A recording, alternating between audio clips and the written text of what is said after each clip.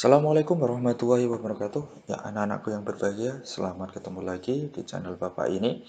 Dan pada kesempatan yang sangat baik ini, kita akan mempelajari mengenai prosedur penarikan kesimpulan secara ilmiah, di mana ini sangat penting sekali, ya, yang nanti kalian hadapi secara eh, ekstra kerja keras nanti kepada waktu kalian di perguruan tinggi. Jadi pesan saya itu kalian harus memperhatikan atau memahami tentang materi-materi tentang statik diferensial itu secara sungguh-sungguh. Karena hampir di setiap penjurusan perguruan tinggi itu untuk menyelesaikan studi di S1 itu kalian harus membuat karya tulis, di mana karya ilmiah ini, karya ilmiah itu harus memuat kesimpulan yang berdasarkan data dan fakta. Nah, oke, kita lanjut ke materi kita berikutnya.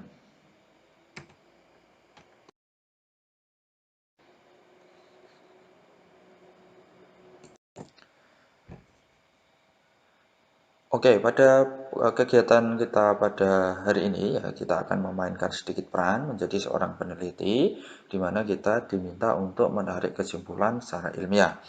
Nah, di slide berikut ini kita akan membahas beberapa langkah-langkah dalam menguji hipotesis atau dalam menarik kesimpulan secara ilmiah. Ya, yang pertama itu adalah membangun hipotesis yang sudah kalian laksanakan di pelajaran sebelumnya. Yang kedua adalah menentukan tingkat signifikasi. Yang ketiga adalah menentukan kriteria pengujian. Yang keempat adalah menghitung nilai uji statistik. Yang kelima adalah menentukan keputusan uji. Yang keenam adalah membuat kesimpulan. Nah, jadi masing-masing langkah-langkah ini akan kita bahas secara detail di slide-slide berikutnya.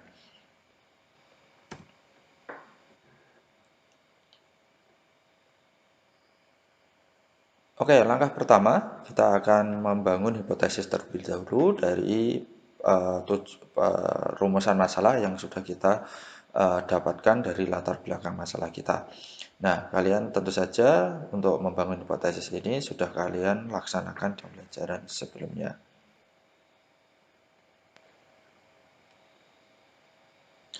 Ya, membangun hipotesis ya. Hipotesis dalam penelitian itu kita bisa bedakan menjadi tiga golongan ya. Yang pertama adalah hipotesis yang mengandung pengertian sama. Jadi di situ untuk H0-nya itu adalah mu sama dengan mu 0. Jadi tidak ada perbedaan antara antara sampel dengan populasinya. Nah, untuk yang pertama itu untuk hipotesis yang mengandung pengertian sama, itu untuk H1-nya adalah mu tidak sama dengan mu 0. Yang kedua adalah satunya adalah mu kurang dari mu 0. Yang ketiga adalah H1-nya mu lebih besar dari mu 0. Untuk hipotesis golongan yang kedua adalah hipotesis yang mengandung pengertian maksimum, yaitu untuk H0-nya adalah mu lebih besar atau sama dengan mu 0. Jadi di sini harapannya untuk H0 atau hipotesis yang kita tolak itu adalah besarnya rata-rata populasi itu lebih besar daripada rata-rata sampel. Untuk H1-nya itu adalah mu kurang dari mu 0. Yang ketiga adalah hipotesis yang mengandung pengertian minimum. Jadi H0 atau yang kita tolak, harapannya ditolak itu adalah mu kurang dari mu 0 atau dan H1-nya adalah mu lebih besar dari mu 0. Untuk hipotesis yang akan kita bahas itu adalah hipotesis yang mengandung pengertian sama dengan yang sudah kalian rumuskan di pertemuan sebelumnya. Jadi ingat anak-anakku ya, yang pertama untuk hipotesis 0 itu dirumuskan sebagai pernyataan yang akan diuji. Ya, rumusan hipotesis ini bertujuan agar ditolak seperti yang sudah saya sampaikan sebelumnya. Untuk hipotesis yang kedua atau hipotesis alternatif itu adalah H1 dirumuskan sebagai lawan dari hipotesis 0. Yang bertujuan harapannya itu kalau H0 itu ditolak maka H1 adalah diterima.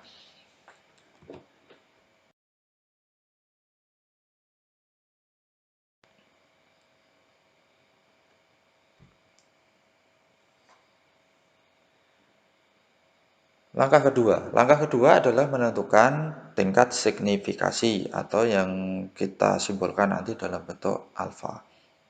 Jadi untuk menentukan tingkat signifikasi atau alfa dan daerah kritis, ya, itu level signifikasi adalah pengertiannya adalah besar toleransi dalam menerima kesalahan hasil hipotesis terhadap nilai parameter populasi. Jadi kenapa kita butuh yang namanya tingkat signifikasi, level signifikasi atau daerah kritis? Jadi di setiap penelitian itu pasti untuk data itu tidak mutlak pasti 100% diterima atau ditolak ya. Jadi nggak ada di dunia ini yang 100% mutlak. Jadi di sini butuh ada yang namanya toleransi kesalahan. Jadi mungkin aja ada error. Nah dalam penelitian yang itu yang butuh kita toleransi. Di mana toleransinya itu tentu saja ada level-levelnya atau ada besarannya, di mana besarannya itu tidak mungkin terlalu besar. Nah, untuk besarnya toleransi kesalahan ini itu umumnya itu sebesar 1%, 5%, dan paling besar itu adalah 10%. Nah, berturut-turut itu dapat dituliskan dengan alfa 0,01, alfa 0,05, atau alfa 0,1. Nah, coba kalian perhatikan lagi di distribusi normal apa hubungan antara persentase itu probabilitas dengan luas daerah arsiran. Nah, coba kalian ingatkan lagi. Jadi besar kesalahan ini disebut sebagai daerah kritis pengujian atau daerah penolakan. Ya. Nah, besar daerah kritis itu bergantung pada arah uji atau tanda pertidaksamaan pada hipotesis alternatif atau H1, yaitu lebih besar, kurang dari, atau sama dengan. Jika kita gambarkan dalam bentuk grafik kurva normal, maka untuk H1 yang mengandung tanda lebih besar atau kurang dari, maka daerah penolakannya itu alfa. Jadi untuk daerah penolakan H1 itu 0 kurang dari theta kurang dari theta 0, sorry ya. Nah, itu untuk daerah penolakannya. Kalau H1-nya kurang dari, maka daerah penolakannya berada di sebelah kanan arsirannya. Oke, berarti pakai yang 1 min alfa. Oke. Untuk daerah penolakan H1 ya satunya itu theta lebih besar dari theta 0, yang lebih besar, maka H0-nya atau daerah penolakannya itu di sebelah kiri, ujung sebelah kiri. Berarti langsung baca tabel. Kalau ini 1 kurangi alfa baru baca tabel, baru kita dapat daerah penolakannya, besar daerah penolakannya atau daerah signifikasinya, daerah kritis ya. Nah, untuk macam yang kedua itu adalah untuk H1 mengandung tanda tidak sama dengan ya. Berarti kalau seperti ini, seperti kemarin ya, daerahnya itu ada dua, sebelah kiri dan sebelah kanan untuk daerah penolakan H0-nya dengan alfanya itu adalah alfa bagi 2. Ya, setiap daerah ini dibagi 2 yaitu alfa bagi 2. Nah, untuk mencari daerah penolakan H0-nya itu cukup menggunakan salah satu alfa bagi 2 saja. Ya, enggak menggunakan dua-duanya karena pasti sama antara kiri dan kanan itu. Oke. Untuk selanjutnya, untuk menentukan luas daerah penolakan atau daerah kritis ini dengan menggunakan tabel dengan menginverskan distribusi Z-nya. Oke, jadi ini persentase. Untuk mendapatkan batasnya, maka kita melakukan inverse distribusi Z. Ya. Langkah ketiga itu adalah menentukan kriteria pengujian. Kriteria pengujian atau kriteria bentuk keputusan menerima atau menolak H0. Untuk tipe yang pertama, kita bisa lihat di sini gambarnya itu adalah luas daerah yang dibagi menjadi 2 ya, daerah kritisnya, yaitu alfa dibagi 2. Bentuk hipotesis ini itu adalah H0 itu adalah mu sama dengan 0, sementara H1-nya itu adalah mu tidak sama dengan mu 0. Sehingga kriteria pengujiannya dapat diartikan H0 ditolak jika Z0 itu lebih besar dari Z alfa per 2 atau Z0 kurang dari Z alfa per 2. Artinya jika perhitungan data normal Z0 itu lebih besar dari Z signifikasi atau Z tabel, atau perhitungan data normal Z0 kurang dari Z signifikasi tabel, itu berarti H0 ditolak. Untuk kriteria pengujian yang kedua itu adalah daerah kritis itu yang berada di sayap kanan ya. Nah, bentuk hipotesis ini menunjukkan bahwa hipotesis alternatifnya itu H1-nya itu mu lebih besar dari mu 0. Untuk kriteria pengujiannya itu H0 ditolak jika Z0 lebih besar dari Z alfa. Artinya, jika perhitungan data normal Z0 itu lebih besar dari Z signifikasi atau yang kita cari batasnya lewat tabel. Lanjut kriteria pengujian yang ketiga, itu adalah yang berada di sayap kiri ya. Bentuk hipotesisnya itu H1-nya itu mu kurang dari mu 0. Kriteria pengujiannya H0 ditolak jika Z0 kurang dari Z alfa, artinya jika perhitungan data normal Z0 itu kurang dari Z signifikasi atau tabel Z alfa. Kita masuk ke langkah yang keempat, yaitu menentukan nilai uji statistik.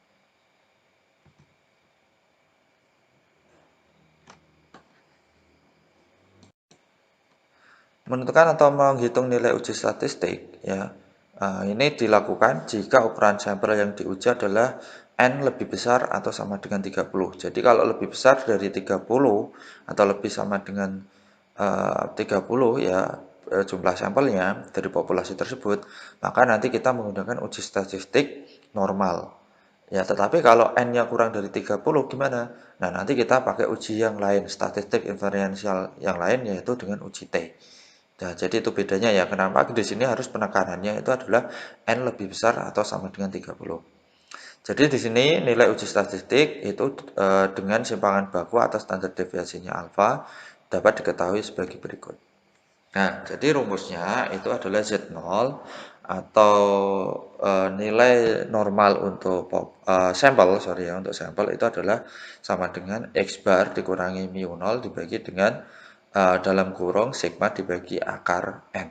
Nah, ini rumus kita untuk nilai statistik uji.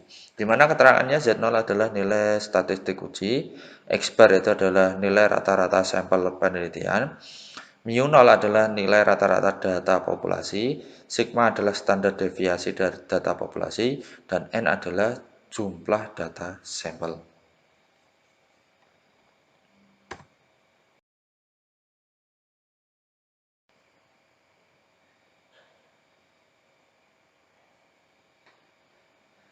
Lanjut ke langkah yang kelima, yaitu adalah menentukan keputusan uji.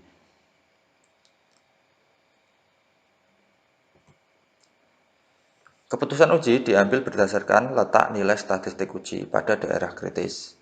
Ya, yang pertama, jika nilai statistik uji di dalam daerah kritis, maka H0 ditolak. Ya. Yang kedua, sebaliknya, jika nilai statistik uji itu di luar daerah kritis, maka H0 diterima.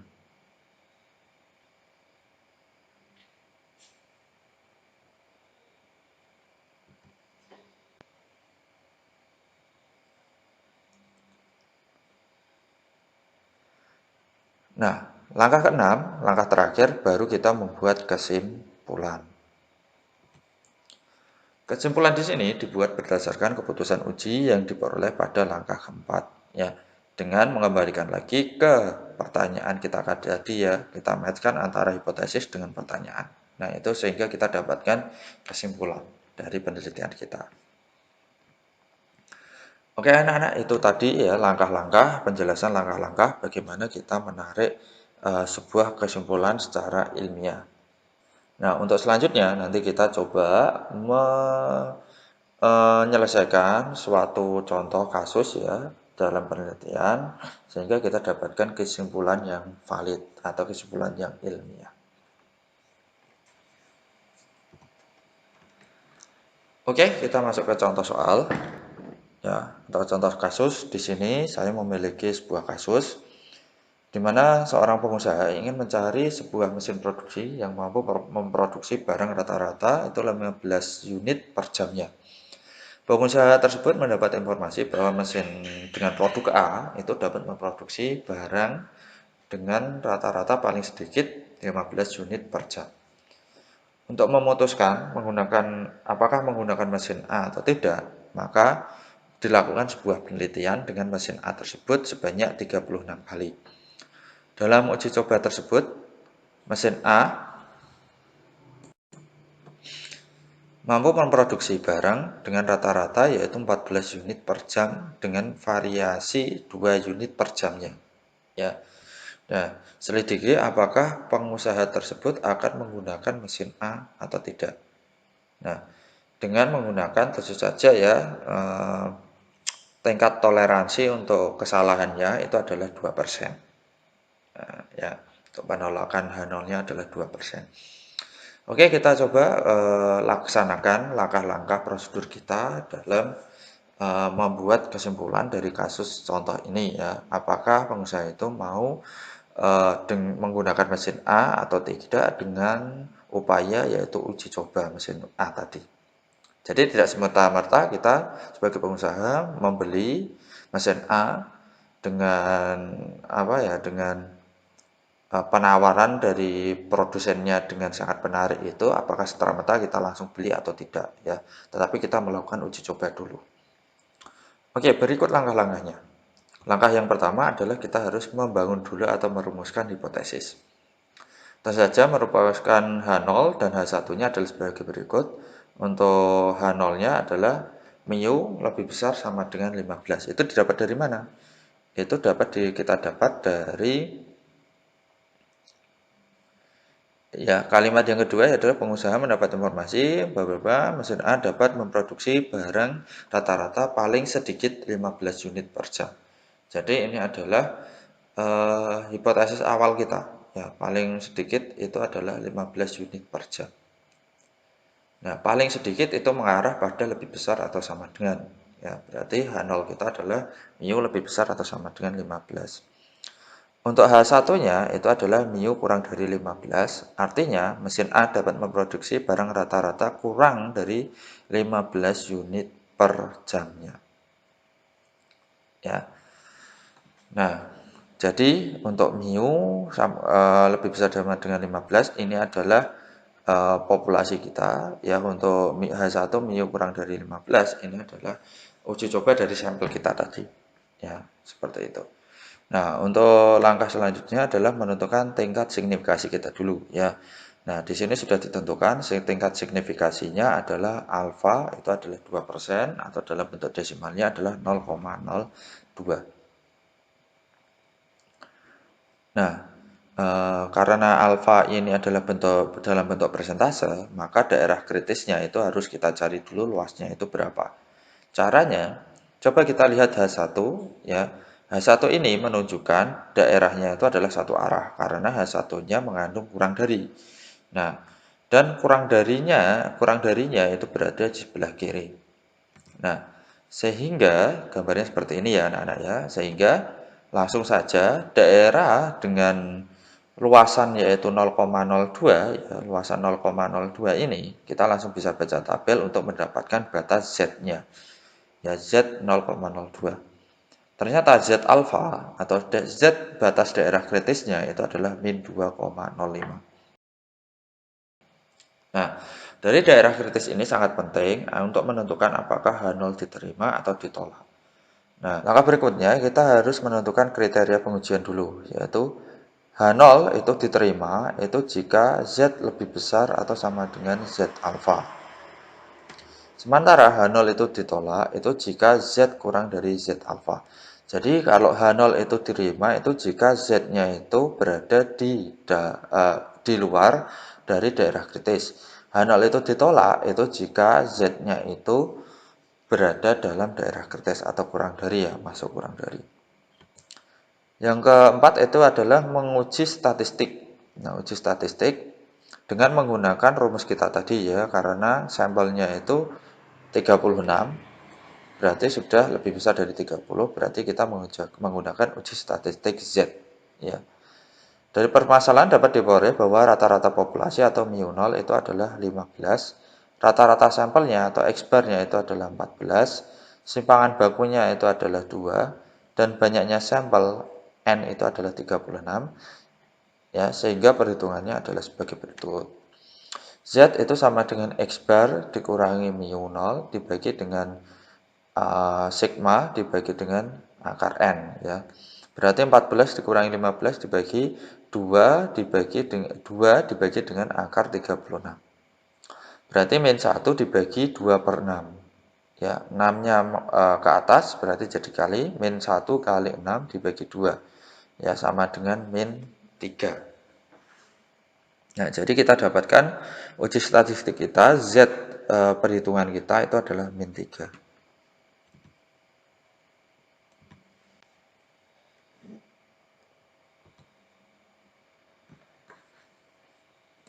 Kita lanjut ke keputusan uji ya. Nah, dari langkah B kita peroleh ZA, Z alpha itu adalah min 2,05 atau daerah kritisnya.